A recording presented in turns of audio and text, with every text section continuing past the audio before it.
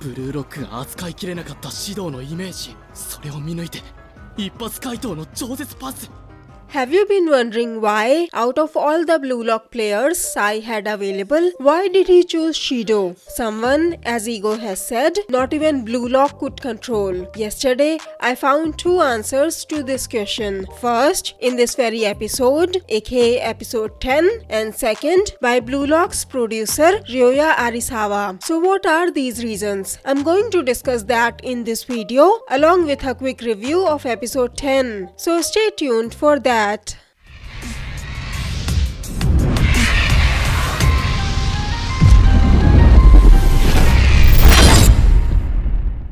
Greetings Anime Thrones fans. Shidou has always been a wild card in Bluelock. Even though his individual skills were good, he never got along, nor could he form a chemical reaction with anyone in Bluelock. As a result, he was considered to be a bit lacking and a liability on the field. So it really came as a shock when Sai Itoshi can pick anyone he wanted from Bluelock, but he picked this wild card even over his own brother Rin Itoshi, who was currently the number one in Bluelock. So why did Sai do it? This question was answered in this episode by Isagi. But before we discuss episode 10, let's see what Bluelock's producer had to say about it. On Bluelock official's Instagram account, Bluelock's producer Mr. Ryoya Arisawa answered some fan questions. One of those questions was, how and why did Sai Itoshi know of and pick Shidou to play in the under 20 match? To which Mr. Arisawa answered, Sai Itoshi reviewed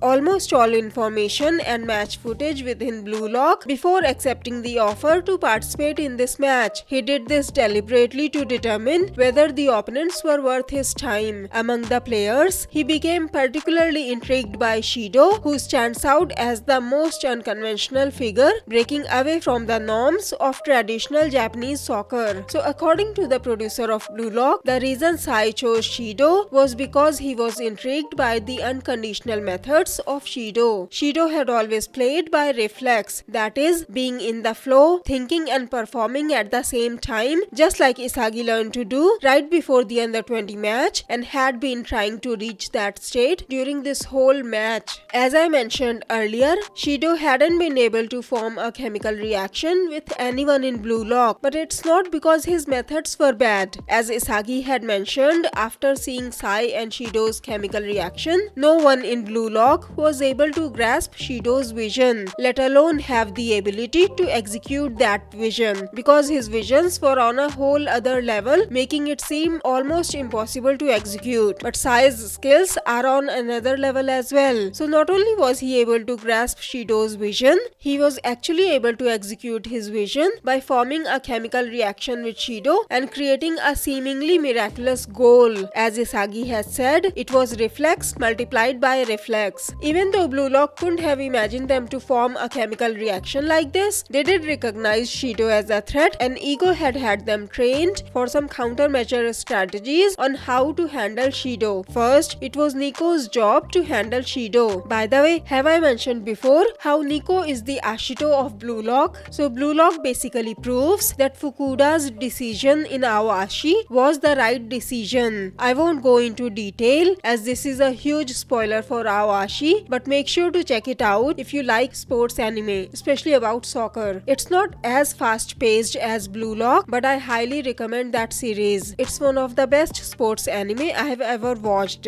Anyway, so even though Nico can see their course, he has to get a yellow card in order to be able to stop Sai and Shidou, and he even got injured while trying to do so. Chigiri was also able to see their move, but was a step behind as Sai sent a pass just a few inches ahead of his reach. Since Chigiri had been running the most on the field, he hit his limit soon, and Chigiri and Nico were subbed out. Hence the episode 10's title, The Subs Takes to the Stage, which is obviously referring to Reo and Hiori being subbed in. Subbing in Reo and Hiori switches Bluelock's attacking formation, as unlike Chigiri and Utoya, Hiori isn't very good at dribbling and carrying the ball forward. What he is good at, however, however, is making perfect passes, which might be near as perfect as Sai's. As for Reo, Ego had told him to watch the under-20s matches and this match, but to only focus on the under-20s defenders. Because of that, Reo was able to grasp how to defend perfectly and was able to copy Aiku's move to stop Shidou from scoring another goal and created another opportunity for the Bluelock team. With Hiori's perfect passes, they are easily able to cross the midfield and Isagi was almost able to score a goal before Aiku stopped him again. Is it just me, or does it feel like Aiku is paying extra attention to Isagi? So far in this match, Isagi has been the only one who has been able to link up with most of the players when they are on the attack, thus providing all the players many more options. And it seems like Aiku had also noticed how Isagi is playing a crucial role for Bluelock by not only linking up with other players but by also popping up at some really uncomfortable places the moment he sees an opening. It seems like now that the duel between the siblings have been covered, it's now Aiku and Isagi's turn. I'm really looking forward to more of Aiku versus Isagi duels in the episodes to come. This was another awesome episode, at least plot wise. You can really feel the thrill of the match, so I'll give it a 9 out of 10. The only thing that's lacking is good animation, but at this point I've gotten used to it. There's nothing we can do about it. All we can hope is that they will do a better job in season 3. I'll also post Dandanan episode 11 First Love review video soon. If you have any anime you'd like me to review, let me know in the comments below. If you liked this video, please click on the like button below, share the video and subscribe to my channel. Have a great day. Bye bye. See you in my next video.